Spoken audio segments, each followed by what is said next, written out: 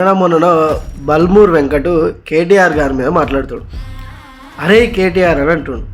అరే బల్మూరి వెంకట్ అని మేము కూడా అనొచ్చు. కాకపోతే నువ్వు నాకంటే పెద్దోని కాబట్టి, నేను కొంచెం చదువుకున్నోని కాబట్టి వెంకట్ అన్న అంట. తెలంగాణ కేసీఆర్ ఏం చేసిండా?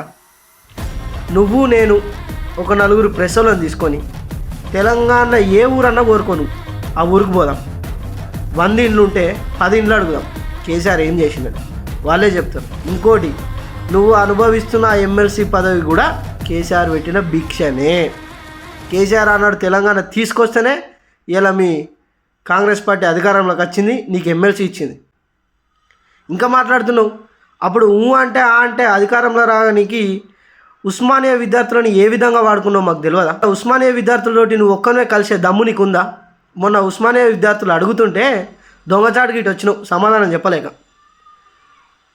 ఉస్మానియాకు అడుగుదామా కేసీఆర్ ఏం చేసిండు, కేసీఆర్ ఎన్ని ఉద్యోగాలు వేసిండు, రేవంత్ రెడ్డి ఎన్ని ఉద్యోగాలు వేసిండు చెప్పు. మరి వాళ్ళే చెప్తారు కదా. నీకు ఒక్కరికి ఉద్యోగం ఇస్తే అయిపోదు కదా. మొన్న ఒక అన్న మాట్లాడిండు, మమ్మల్ని ఉసగొల్పిండు, కాంగ్రెస్కి మేము పనిచేసినాం, నా జేబులోకి వెళ్ళి 60,000 ఖర్చు పెట్టుకున్నా, 60,000 ఖర్చు పెట్టుకున్నందుకు బల్మూరి వెంకట్కి ఒక్కరికి ఉద్యోగం వచ్చింది, మాకు రాలేవని మాట్లాడిండు. మరి దాని మీద ఎందుకో స్పందించలే.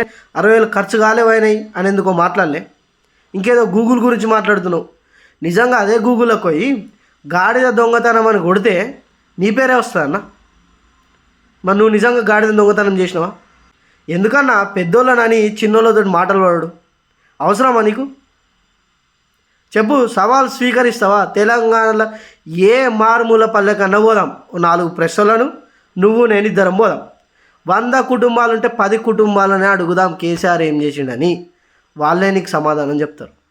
అది కేసీఆర్.